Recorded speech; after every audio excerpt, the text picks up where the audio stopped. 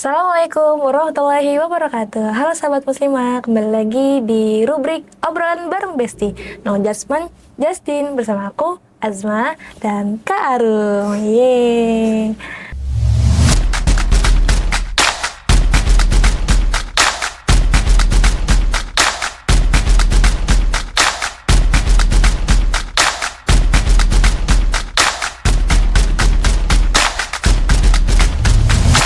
Oke, ngomong Besti, kayaknya kita juga Besti ya Kak? Oh ya Besti, kita Besti banget kan karena rubrik kita obrolan bareng Bareng Besti. Besti. Jadi aku sama kamu Besti. Iya. Kita kan seumuran ya. Iya. Kayaknya ketawanya, yang ikhlas yang ketawanya. Jadi kalau kita nih seumuran atau seukuran? Seumuran ya kayaknya. Seumuran. Iya, ada juga yang sama Kak. Apa tuh? Kita sama-sama muda, masih muda. Itu dia yang penting. Iya. Nah, ngobrolin pemuda nih, Kak. Kita kayaknya mau ngebahas tentang pemuda. Ya. Iya. Nah, kalau misalnya kita ngebahas pemuda saat ini nih faktanya nih, Kak. Itu kan banyak fakta-fakta yang terjadi ya. Ya. Cuman kayaknya kalau misalnya dilihat-lihat faktanya itu lebih mengarah kepada yang kurang baik ya. Misalnya kayak contoh nih, Kak. Ada banyak sekali kayak misalnya mungkin mental health gitu ya. Mereka tuh pemuda sekarang tuh apa ya, fokus atau kayak peduli atau melek terkait mental health itu gitu. Terus apalagi ya, mungkin standar hidupnya sosial media juga gitu ya, yang akhirnya banyak yang terjadi FOMO gitu ya. Ngerasa kalau nggak ikut-ikutan tertinggal gitu kan. Terus kalau dari segi pergaulannya ada seks bebas gitu ya. Yang mengarah ke sana juga ada pornografi, porno aksi gitu. Itu banyak banget. Terus ada yang terpenting juga ada LGBT gitu. Itu lagi masih hangat. Betul gitu sekali gitu. Dan itu fakta itu ternyata pemuda kerusakan yang tadi gitu ya, yang kurang baik ini, kalau dilihat-lihat kayak emang setiap tahun atau bertahun itu pasti ada di sekitar pemuda itu. Nah, menurut kamu nih Kak, gimana tanggapan kamu terkait hal itu? Nah, ini menarik sebenarnya kan pemuda kayak sepantaran kita ya, umuran-umuran kita gitu kan, pemuda gitu. Jadi dan ini tidak habis bahasan atau dibahasnya. Tadi benar yang kayak Asma sampaikan, fakta-fakta itu kan fakta yang mencengangkan sebenarnya kan pemuda di kalangan pemuda, dan ini benar juga disampaikan sama Asma beberapa tahun lalu. Bahkan kita tarik ke belakang nih 10 tahun kemarin aja, itu fakta-fakta itu kayak misalkan seks bebas, narkoba misalnya gitu kan, atau standar orang lain misalnya gitu kan. Kalau sekarang media sosial gitu, nah itu masih sering sekali terjadi gitu kan, dan itu makin marak, makin banyak justru kayak misalkan LGBT. Kita udah tahu kemarin di kampus bahkan, dan itu heartbreaking banget ketika ayahnya itu minta maaf justru, apakah ada sanksinya gitu kan. Itu masih rame banget dibahas gitu kan. Jadi sebenarnya yang terjadi itu bukan setahun 2 tahun belakangan gitu kan, dan itu harus jadi perhatian penting untuk kita juga gitu kan. Jadi sebagai pemuda juga kita harus concern juga sama pemuda gitu. Asma sudah sampaikan bahwa pemuda itu punya banyak masalah gitu kan, faktanya itu seperti itu. Jadi sebenarnya pemuda itu adalah harapan. Jadi dia estafet peradaban sebenarnya kan. Mungkin bahasannya agak berat bahwa memang kita adalah regenerasi dari orang tua kita. Nggak mungkin orang tua kita itu misalkan hidup selamanya, misalkan itu pasti kan beralih kepada kita seorang anaknya gitu kan, yang which is adalah pemuda. Nah, dan ini adalah harapan sebetulnya, dan fakta-fakta yang tadi disampaikan itu sangat menyedihkan sebenarnya. Seharusnya pemuda ini adalah tonggak peradaban.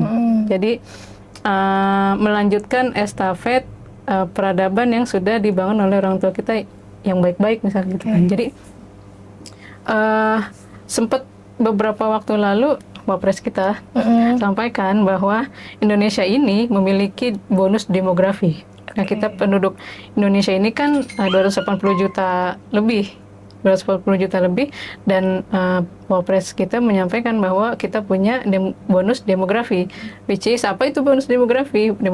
Bonus demografi itu adalah ketika setengah penduduk daripada suatu negara itu mayoritas adalah pemuda. Nah, itu kan potensi yang tidak dimiliki oleh negara lain. Betul, betul, betul. Nah, Indonesia itu punya itu. Ketika misalnya kita kasih contoh Jepang atau misalkan Korea, mereka apakah punya bonus demografi? Enggak, justru piramida mereka itu piramida terbalik. Ketika usia senjanya itu justru lebih banyak ketimbang usia anak-anak, bahkan usia produktif. Itu yang tidak dimiliki oleh negara lain, itu Indonesia punya. Nah, Indonesia harusnya punya potensi terhadap pemuda. Sayangnya, tadi kita jelaskan bahwa fakta-faktanya itu seperti itu. Fakta-faktanya tidak mencerminkan pemuda yang sebenarnya kita menaruh harapan besar kepada pemuda ini untuk melanjutkan kebaikan yang sudah dijalankan sama orang tua kita gitu. Itu sih. Oke, berarti tanggapan kamu ke potensi ya Kak. Sebenarnya mereka kalau ngomongin pemuda itu kan pemuda punya potensi. Nah sayangnya di pemuda saat ini justru bisa dikatakan adanya degradasi moral, ya kan Kak. Nah berarti kalau misal hal itu terjadi, remaja yang kian rusak, pemuda yang kian rusak, terus kayak kehilangan arah hidup gitu ya Kak. Menurut kamu penyebabnya itu apa? Penyebabnya karena ini sudah berlangsung lama ya, sudah pasti ini adalah sistemik menurutku gitu. Jadi kita tarik mundur tadi aku bilang 10 tahun ke belakang itu masih sangat sudah terjadi gitu kan. Sudah terjadi kasus-kasus yang serupa sebenarnya gitu kan. Kenapa sampai sekarang belum juga terselesaikan sebenarnya gitu kan. Apa masalahnya, penyebabnya apa? Nah, menurutku itu adalah buah daripada isme-isme yang lain selain daripada Islam sebenarnya gitu, atau paham-paham yang dianut atau diadopsi sama pemuda sebagai standar. Nah, contohnya apa? Misalkan sekularisme. Mungkin kalau misalkan sahabat muslimah di sini sudah tahu istilah sekularisme itu adalah pemisahan agama daripada kehidupan. Kita mungkin secara nggak sadar bahwa itu kita dipisahkan daripada agama gitu. Misalnya tadi contoh kasus pacaran misalnya. Apakah dalam Islam itu, dalam agama nih, misalnya kan agama Islam, apakah pacaran itu diperbolehkan? Boleh, kalau setelah nikah, gitu. Setelah nikah boleh pacaran. Tetapnya nggak boleh ya? Sebenarnya nggak boleh, kalau sebelum nikah itu tidak diperbolehkan. Untuk mendapatkan jodoh melalui ta'aruf jalannya gitu. Atau misalkan tadi contohnya seks bebas misalnya. Dalam Islam itu kan namanya zina. Iya, betul. Nah, zina menurut Asma boleh nggak kalau dalam Islam? Enggak. Nggak boleh kan? Nah, tapi sekarang faktanya menjadi hal yang wajar dan iya, justru kan di up kan di media sosial gitu kan, dibangga-banggakan. Kita tahu lah kayak contoh artis-artis itu yang justru bangga memamerkan ya kan, memamerkan hasil daripada perbuatan itu. Malah gitu. kayak bagus ya nggak diguguri. Terus bagus ya dia bertanggung jawab gitu kan. Itu standar kayak gitu. Jadi sebenarnya dalam Islam itu semuanya sudah diatur gitu kan, dan itu kita dipisahkan daripada agama kita yang secara nggak sadar kita tuh sebenarnya menganut isme itu, paham itu. Itu yang pertama. Yang kedua misalnya paham yang kedua adalah kapitalisme. Selain daripada sekularisme, fasludin anil hayah, pemisahan agama daripada kehidupan, itu juga ada kapitalisme. Paham yang mengacu kepada kita orientasinya pada materi. Misalnya dalam sistem pendidikan, kita kerja tadi FOMO misalkan, standarnya media sosial. Media sosial buat famous. Meraih followers sebanyak-banyaknya. Kalau misalkan followers sebanyak-banyaknya, nanti akan mendapatkan cuan yang banyak gitu kan. Nah, kalau misalkan di sistem pendidikan juga seperti itu. Kita singgung sedikit masalah sistem dalam pendidikan. Kita orientasinya sudah kepada kapitalisme. Kita kalau misalkan sekolah, aku sih ya, dulu kalau misalkan dikasih tahu sama orang tua, lu kamu sekolah yang tinggi misalnya, bukan buat berbudi luhur atau berakhlakul karimah, tapi apa? Untuk supaya bisa kerja. Iya, dapat pekerjaan yang bagus. Kayaknya sampai sekarang masih deh Kak. Masih. Itu yang tidak disadari, kita bilang itu yang nggak disadari itu menimpa gitu kan, menimpa para pemuda sekarang. Orientasinya materi, itu kapitalisme yang kalau misalkan kita sekolah, orientasinya bukan pembentukan karakter, tapi dia menjadi sarana untuk meraih penghasilan atau keuntungan. Itu sih menurutku. Jadi selain itu kan paham liberalisme juga kan sangat menjamur ya, sama kayak misalkan LGBT tadi, seks bebas tadi gitu kan, atas nama hak asasi manusia. Betul. Liberalisme terserah gue misalkan gitu kan, atau misalkan contohnya lagi tadi kita nggak bisa bilang, padahal dalam agama udah dibilang ya kayak itu nggak boleh, tapi kan karena liberal tadi ngerasa itu hak dia, haknya gitu. dia. Jadi atau misalkan membuka aurat gitu kan, buka aurat itu kan banyak juga kan pemuda-pemuda saat ini yang masih melakukan seperti itu, bahkan pemuda muslim dan muslimah gitu kan. Nah, kalau misalkan kita kaitkan kepada agama, kita tegur dia, dia akan bilang gini, paha-paha gue, kan? Maaf ya, jadi kalau misalkan paha-paha saya, betis-betis saya, aurat-aurat saya gitu kan, yang harus dijaga mata kalian tuh, yang tidak yang harus dijaga. Seharusnya kan dua-duanya harus saling berkesinambungan gitu kan. Nah itu sih, jadi sebenarnya sistemik menurutku ya, karena ini sudah berlangsung lama gitu. Jadi sistem sekularisme tadi dan juga kapitalisme serta liberalisme menjadi penyebabnya gitu. Jadi itu akar daripada permasalahan kenapa pemuda itu mengalami kerusakan saat ini gitu. Itu menurutku. Ya, aku setuju sih Kak. Tadi yang apa yang kamu sampaikan gitu ya, bahwa penyebabnya gitu ya dari fakta-fakta tadi itu karena mereka menganut paham-paham isme. Tadi isme yang Kak Arum udah sebutin, ada sekuler gitu kan, pemisahan agama dari kehidupan, terus kayak ada kapitalisme yang akhirnya standar hidup kita itu adalah materi atau keberuntungan gitu kan. Bukan keberuntungan, maksudnya keuntungan gitu ya, salah. Mencari keuntungan sebanyak-banyaknya kalau bisa gitu ya. Terus ada paham liberal juga yang dimana menganut kebebasan yang tadi masalah pacaran atau hak yang bukan hak ya, apa permasalahan tadi di pemuda itu kita nggak bisa yang itu bertentangan itu kita nggak bisa karena atas dasar kebebasan itu kan, nggak bisa menyampaikan bahwa itu sebenarnya dalam agama kita itu tuh tidak boleh gitu dilarang, ya. Berarti bisa dikatakan bahwa bahkan muslimahnya sendiri atau para muslimahnya akhirnya tidak atau kehilangan jati diri gitu ya. Nah, menurut kamu itu gimana Kak? Nah, sebenarnya kalau misalkan bahas masalah kehilangan jati diri ini kan sebenarnya balik lagi tadi, karena kita sudah tahu akar masalahnya itu dari apa, kayak misalkan isme-isme atau paham-paham di luar pada Islam sebenarnya gitu kan. Sebetulnya supaya kita statement sama identitas kita sebagai seorang muslim atau muslimah, kita harus tahu betul kayak misalkan 3 simbol besar dalam hidup kita gitu kan. Kita harus paham betul nih kita untuk apa diciptakan gitu. Pertanyaan yang pertama adalah dari mana kita berasal? Dari mana kita berasal berarti kan kita harus tahu siapa pencipta kita. Nah, siapa pencipta kita itu pertama. Jadi dari mana kita berasal ya pasti dari Tuhan kita, itu Allah Subhanahu wa taala. Itu pertanyaan pertama. Yang kedua adalah untuk apa kita diciptakan? Dan itu harus dijawab clear. Untuk apa? Kalau misalkan akidahnya berbeda, maksudnya sudut pandangnya berbeda, POV-nya berbeda dari sekularisme tadi kapitalisme, misalnya mereka kan bilang untuk apa aku diciptakan? Untuk mencari uang sebanyak-banyaknya misalnya gitu kan, atau misalkan untuk YOLO, you only live once misalnya gitu kan, nikmatin hidup semau-maunya, nanti kalau udah tua baru tobat misalnya gitu kan, atau nah itu kan paham-paham yang kalau misalkan jawabannya akidahnya berbeda atau paham yang dianutnya berbeda, pasti jawabannya akan berbeda gitu kan. Nah kalau dalam Islam jawaban daripada untuk apa kita diciptakan itu sudah jelas, statement bahwa untuk apa kita diciptakan adalah untuk beribadah pada Allah Subhanahu wa taala gitu kan. Yang ketiga adalah kemana setelah hidup. Setelah kehidupan ini nggak mungkin kita, ada yang nggak pernah wafat dari zaman dulu misalnya jadi Nabi Adam deh gitu kan, ada yang nggak pernah wafat sampai sekarang, nggak ada, itu pasti akan mengalami kematian. Nah pertanyaannya kan berarti kemana setelah kematian, apakah ada kehidupan? Kalau misalkan ada jawaban setelah kehidupan, setelah kematian itu ada kehidupan, kehidupan yang seperti apa yang kita inginkan kan gitu.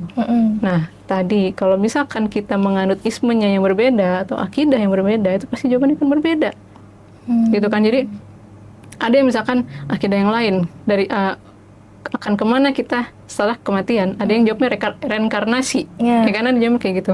Atau misalkan ya udah nggak ada kehidupan setelah kematian, udah meninggal aja, tidak ada kehidupan seperti itu. Tapi kalau dalam Islam itu diatur, dijelaskan bahwa kehidupan setelah kematian itu ada dan itu nyata, seperti kita sekarang hidup di dunia, dan kehidupan itu sebenarnya adalah balasan daripada perbuatan kita yang ada di dunia. Nah itu ngeri kan sebenarnya kan, dan itu udah selama-lamanya tuh. Iya. Kebayang nggak kalau misalkan Di bahasa sini, selama-lamanya coba? di sini aja kayak di dunia yang mungkin normal manusia hidup itu sekitar batas 60-an ya Kak. Ini udah lama ya Kak. Dan itu cuma sebentar sebenarnya, apalagi di kehidupan selanjutnya gitu. Dan itu tidak ada akhir. Iya. Kebayang tuh, aku kebayang kalau misalkan sekarang deh, misal nih, nauzubillah min dzalik, di dunia itu merasakan sengsara. Dan kalau misalkan hiburan dalam arti banyak kemaksiatan gitu. Iya. Jadi kayak misalkan kesengsaraan gitu kan, kesedihan atau keterpurukan di dunia, hiburannya sebenarnya kalau untuk umat muslim bersabar, kita nanti akan mendapatkan surga. Tapi kalau konteksnya itu jadi selama-lamanya, kan selama-lamanya itu nggak ada batas akhir lagi. Kalau misalkan endingnya baik, kalau endingnya buruk, itu dia Selama-lamanya bakal buruk. awal daripada kesengsaraan yang tidak akan pernah berakhir gitu kan, itu sebenarnya gitu. Nah dalam Islam itu dijelaskan bahwa ada kehidupan setelah kematian, dan itu yang harus kita pikirin. Nah itu sih harus kita nge-breakdown dulu ke diri kita, siapa diri kita sebagai seorang muslim. Itu kita harus bisa menjawab dengan tegas dan jelas bahwa 3 pertanyaan itu sangat penting. Dari mana kita berasal, untuk apa kita ada di dunia gitu kan. Nggak mungkin ujuk-ujuk Allah ciptain kita gitu aja, ya kan, tanpa tujuan, tanpa misi. Nggak mungkin gitu kan, pasti ada tujuannya gitu kan.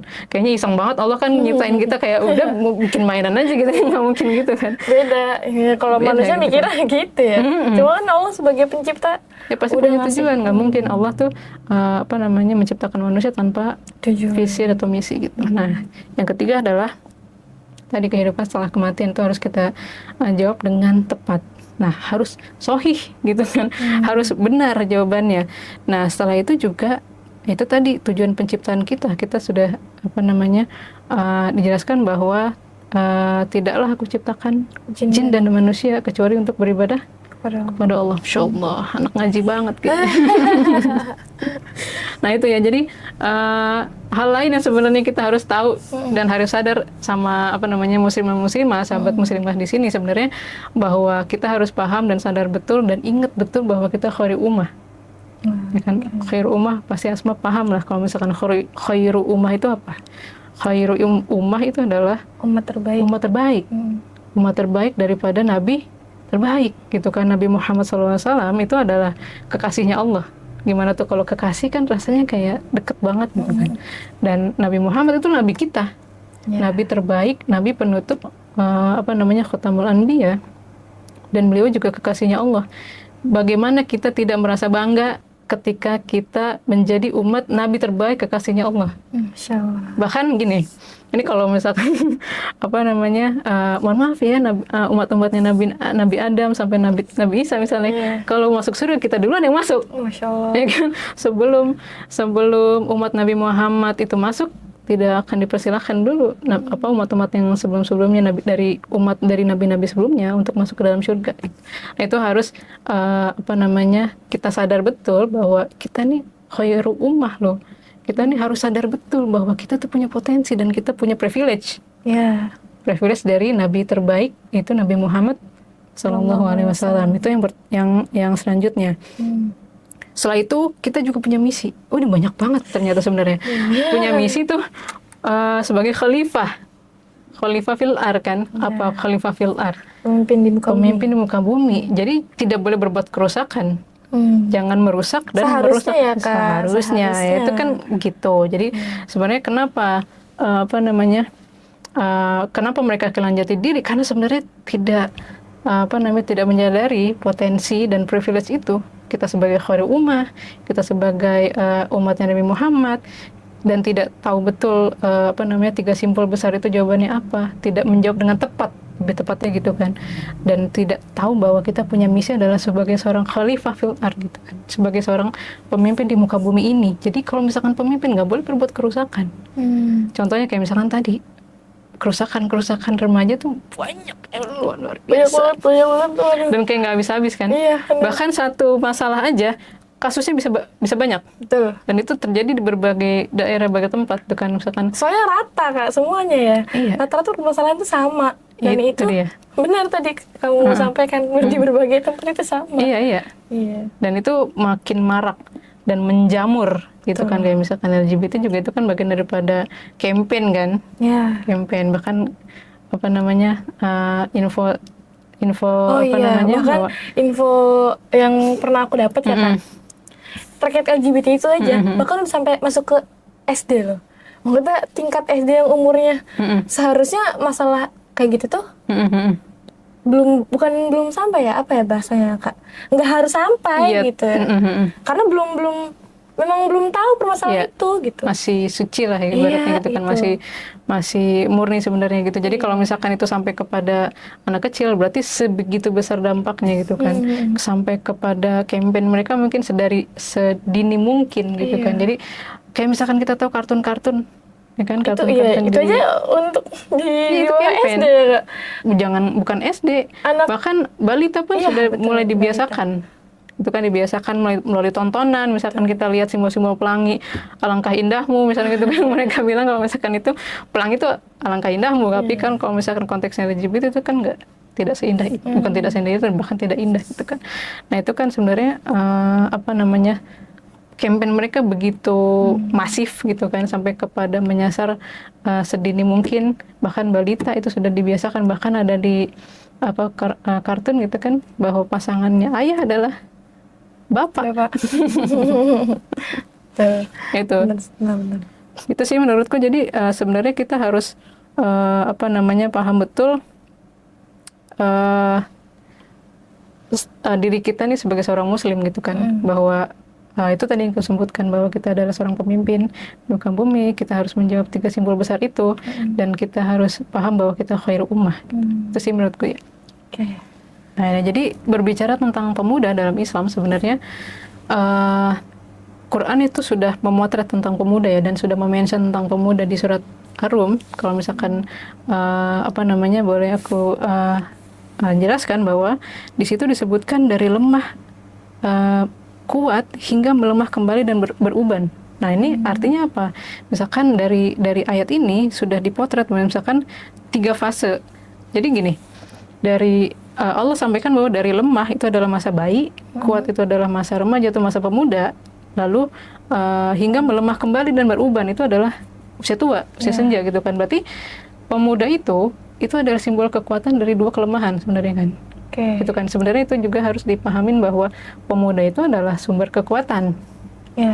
Kekuatan gitu. Jadi sebenarnya kita harus paham betul bahwa kita ini kuat secara energi gitu kan, kuat secara pemikiran. Kita juga bisa mengaktualisasi diri untuk upgrading skill kita misalnya gitu kan. Itu yang harus kita sadarin betul, bahwa pemuda dipotret sama Al-Quran adalah sebagai sumber kekuatan. Kan kita pasti berbeda. Misalkan dari bayi, apakah kita lebih kuat daripada bayi? Jelas gitu kan, secara fisik misalnya. Secara fisik juga, apakah kita lebih kuat daripada orang tua kita yang sudah senja misalnya gitu kan, sudah lansia, itu pasti gitu. Tapi kekuatan itu juga sebenarnya potret dari potensi itu sendiri. Itu kan kita punya banyak waktu, kita juga punya banyak kesempatan untuk mengupgrade diri kita jauh lebih baik. Itu potret pemuda dalam Al-Quran.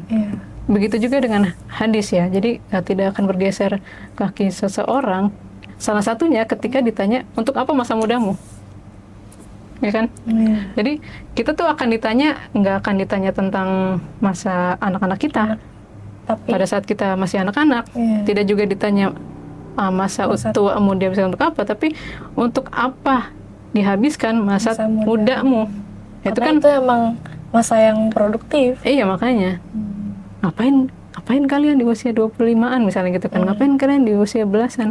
Ngapain kalian di usia 40-an misalnya gitu kan? Itu kan kita akan ditanya, dan tidak akan bergeser kaki seseorang itu kecuali ditanya. Salah satunya adalah dimanfaatkan untuk apa masa mudamu. Nah, kalau jawaban kita misalkan pacaran, mau enak-enak aja gitu kan, itu kan bahaya gitu. Atau misalkan punya uang di usia udah foya-foya gitu ya, Materi gitu kan, punya apartemen, punya mobil, punya ini, itu jawabannya kan tidak seperti itu gitu kan. Yang Allah harapkan jawabannya tidak seperti itu. Untuk apa usia muda kita dihabiskan, itu kita akan ditanya gitu kan. Itu sebenarnya yang harus menjadi perhatian kita terhadap kita sebagai seorang pemuda. kita manfaatkan betul masa muda kita, kan itu yang akan ditanya gitu. Nah, berbicara tentang pemuda, nah Islam juga banyak contoh-contoh pemuda gitu kan. Contoh-contoh pemuda tuh contohnya seperti misalnya Ali bin Abi Thalib. Kurang keren apa tuh? Ya kan, Ali bin Abi Thalib. Mus'ab bin Umair. Ya kan, kalau Ali itu kan terkenal dengan ilmunya. Keilmuannya kan. Lalu Mus'ab bin Umair yang rela meninggalkan kegemilangan dan crazy rich-nya itu, ketampanan, saudara tampan, terpandang dari keluarga, itu privilege dari keluarganya gitu kan. Lalu dia meninggalkan kegemilangan yang ditawarkan oleh orang tuanya gitu kan, dari keluarganya itu. Lalu ada Usamah bin Zaid. Lalu ada misalkan kita contoh-contoh yang masyhur adalah Muhammad Al-Fatih gitu. Muhammad Al-Fatih itu masyhur banget, di usia 20-an dia sudah menjadi panglima terbaik, penakluk Konstantinopel. Kita 20 ngapain aja. Bahkan masih banyak yang main Mobile Legend. Iya. Kalau mikirnya kayak nggak mungkin 20 usia sekarang begini gitu kan, kayak itu justru bukannya kita lagi masih nyari jati diri ya gitu. Tapi bisa gitu ya, karena ya tadi ya di zaman Islam yang Islam itu sudah nah, itu fakta ya, bukan kayak kita ngomongin Captain America gitu kan, atau misalnya superhero Spider-Man dan lain-lain, itu kan itu fakta. Itu fakta sejarah yang kita bisa ihsas, yang kita bisa cari informasinya di berbagai literatur sebenarnya gitu, itu fakta. Nah, bukan dongeng.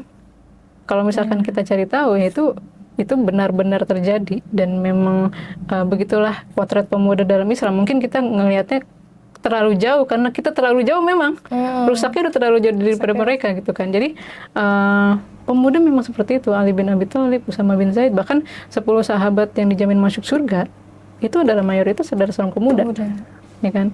Menarik nih sahabat muslimah. Kesimpulannya apa yang tadi disampaikan oleh Kak Arum, bahwa dalam Islam nggak ada yang namanya kehilangan jati diri gitu ya. Karena konsep kita sebagai seorang hamba itu sudah ada penjelasannya dalam Islam, bahwa nggak tiba-tiba kita Allah menciptakan tanpa ada aturan gitu. Itu udah ada aturannya, udah ada 3 pertanyaan yang itu sebenarnya sudah harus terselesaikan gitu ya. Itu konsepnya dalam Islam itu udah sempurna gitu ya. Sebagai seorang hamba gitu ya, sebagai tadi udah di-mention juga khalifah fil ard gitu ya. Dan untung khair ummah, umat yang terbaik gitu ya. Khair ummah, menjadi umat yang terbaik gitu. Tadi udah disampaikan. Dan apalagi kalau misalnya dilihat potret pemuda muslim gitu ya di zaman Islam, ketika Islam dijadikan aturan kehidupan, begitu gemilang sekali gitu ya.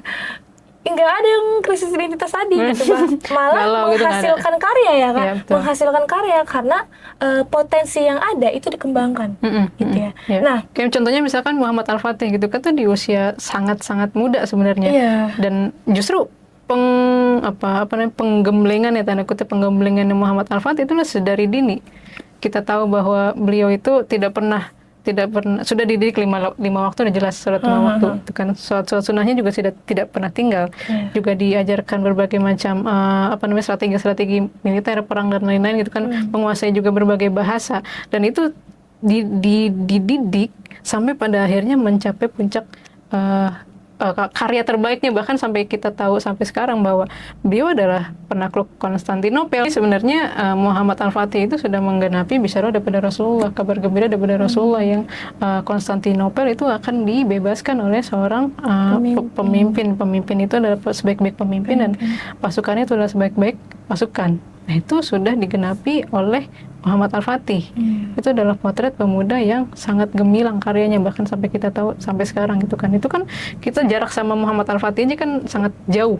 Ya kan, tapi sampai sekarang kita masih mempelajari kisah-kisahnya gitu kan, mengambil ibrah daripada beliau juga gitu kan. Nah, itu potret pemuda tuh yang clear, yang tidak pernah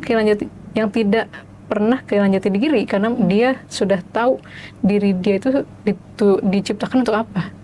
Itu jadi sudah clear. Jadi tidak ada lagi kehilangan jati diri sebenarnya. Dalam Islam nggak ada konsep itu, karena kita udah tahu kita ini siapa. Itu sih.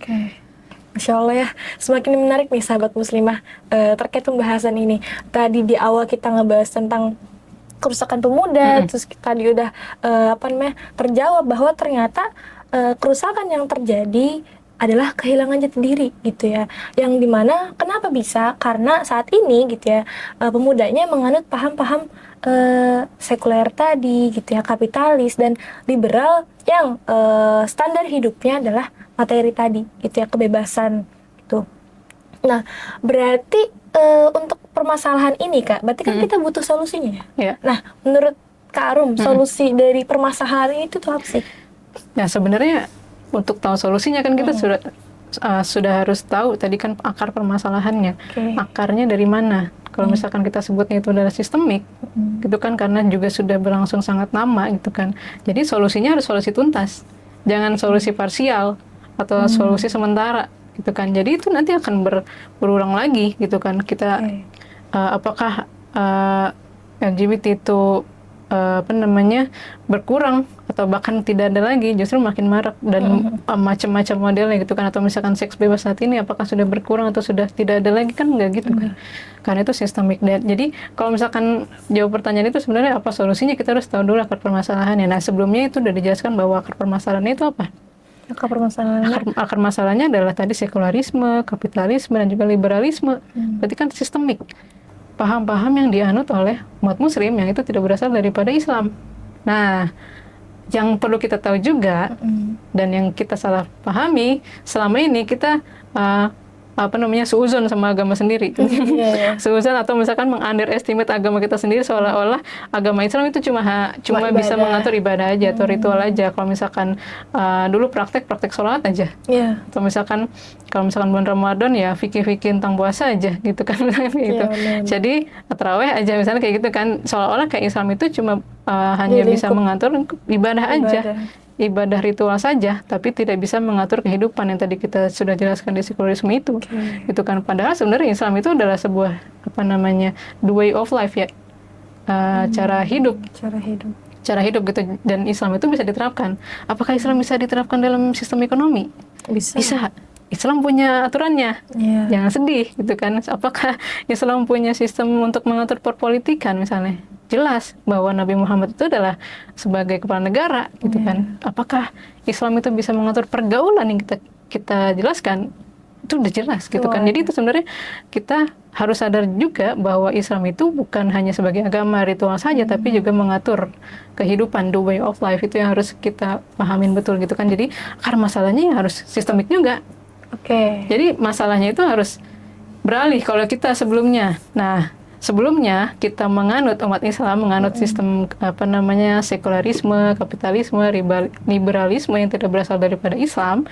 Back to Islam berarti. Balik ke Islam, karena Islam tadi kita sudah jelaskan bahwa Islam itu adalah the way of life. Bisa diterapin nggak? Bisa. Apakah itu bisa mengatur pergaulan? Jelas. Itu udah jelas bahwa zina itu nggak boleh, bahwa pacaran itu nggak boleh, bahwa LGBT itu nggak boleh. Itu harus diatur dan harus hadir negara untuk menerapkan itu. Sekarang jadi nggak hanya individu aja sebenarnya. Individu, capek kalau individu. Iya, kan kalau saat ini permasalahan yang terjadi kan kayak LGBT. Itu paling sanksi sosial masyarakat gitu kan. Kita nggak bisa memenjarakan mereka ke jalur hukum. Nggak bisa gitu. Tapi kalau misalnya dalam Islam bisa. Jadi kayak misalkan seks bebas atau misalkan narkoba, terus kayak LGBT itu kita punya hukumnya gitu kan.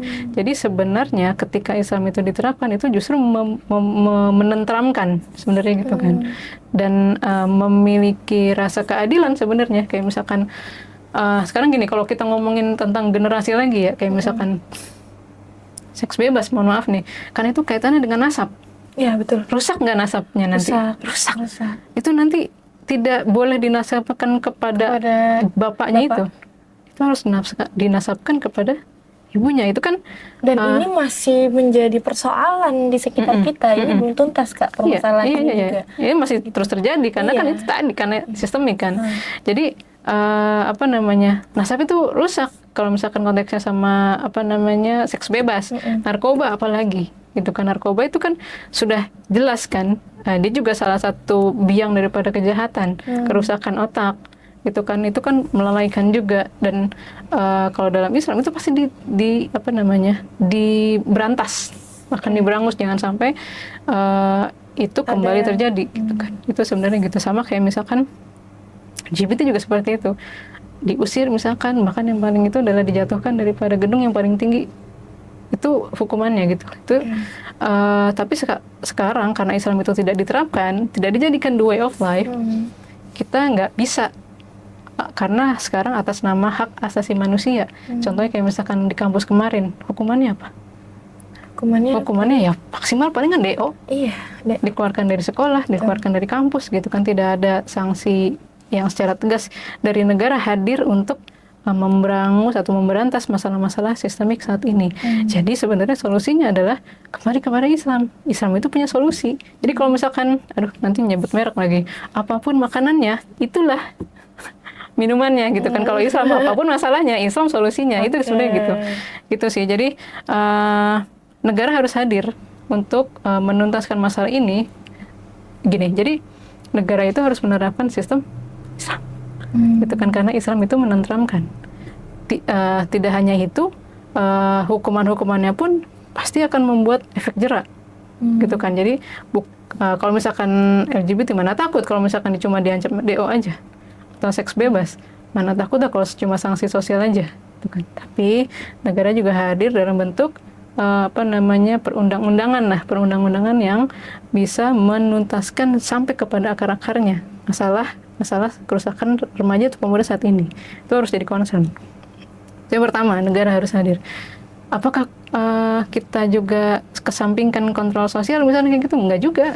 Misalkan yang terjadi di kampus ketika itu ditegur, bahkan disidang lah tanda kutip ya pelakunya itu. Tapi itu juga penting sebenarnya, tapi kan nanti jadi parsial karena tidak dihukum apa-apa. Itu juga penting kalau misalkan peer group, kita negor sesama teman kita nggak boleh, misalkan kayak gitu kan, atau kontrol sosial daripada kita sebagai makhluk sosial, terus menegur orang lain yang berbuat maksiat, itu boleh sebenarnya.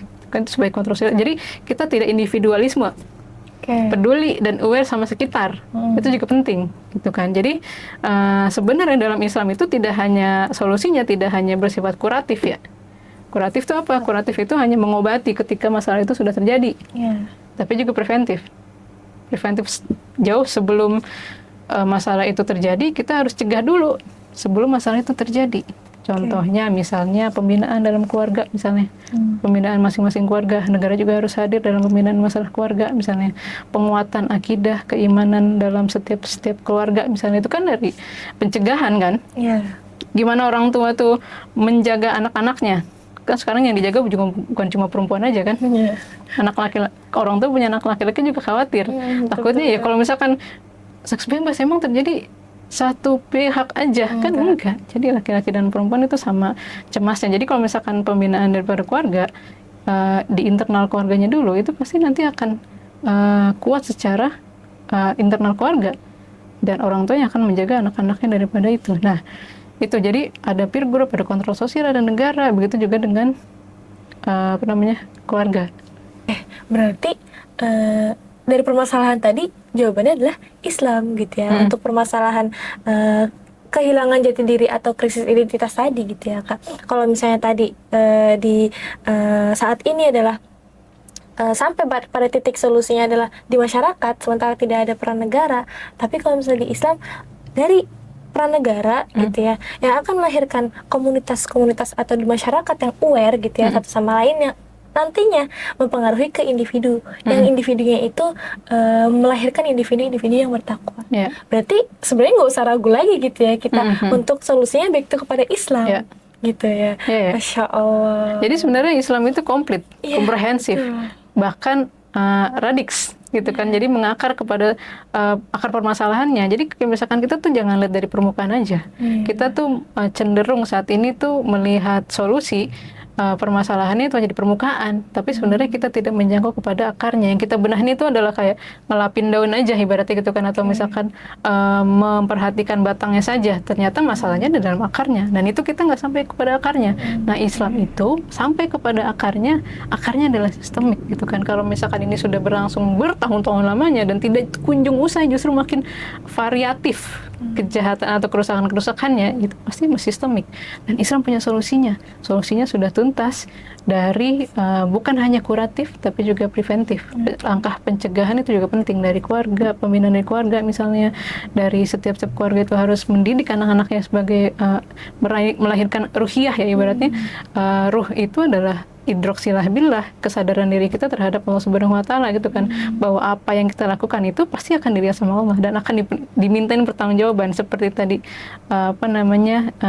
pertanyaan di akhir tadi, mau kemana kita setelah kematian, itu kita bisa jawab kalau misalkan kita tuh secara akidah sudah betul. Pembinaan itu dari keluarga. Nah, kontrol sosial, peer group, dan juga siklus negara, karena kita capek kalau misalkan kita harus membenahi dari lingkup individu saja, tapi tidak dibenahi dari sistemik, dari negara itu tidak punya aturannya. Capek kita pasti. Itu sih. Ini mungkin sekaligus closing statement ya, sekaligus closing statement pada rubrik obrolan bareng Besti ini. Mungkin sebelum tutup, aku mau ngambil tarik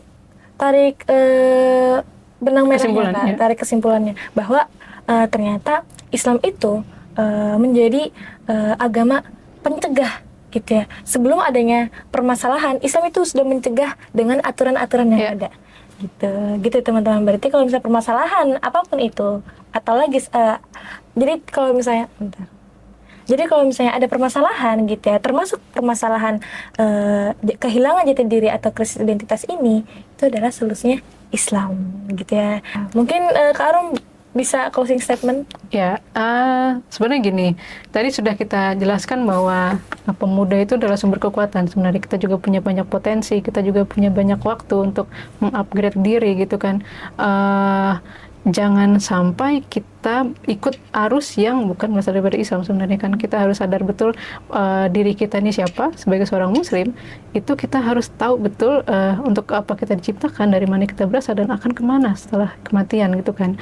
Nah, itu harus kita sadarin betul, dan kita harus sadar juga betul bahwa kita tuh khairu ummah. Jangan segan-segan, jangan ragu-ragu mengatakan bahwa kita umat terbaik karena dari nabi terbaik gitu kan. Itu yang kedua. Yang ketiga adalah kita adalah seorang khalifah. Ini memang tugasnya berat gitu kan. Memang tidak main-main karena ganjarannya surga gitu kan. Jadi khalifah, jadi pemimpin di muka bumi ini, dan itu tugasnya tidak main-main gitu kan. Lalu solusi dari permasalahan ini sebenarnya dari Islam.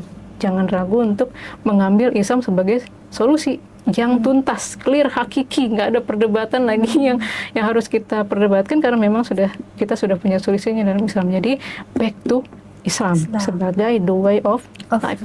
Masalah apapun berarti solusinya adalah Islam ya, sahabat muslimah. Oke, sahabat muslimah Jakarta, selesai sudah pembahasan kita kali ini. Sampai bertemu di OBB berikutnya. Wassalamualaikum warahmatullahi wabarakatuh.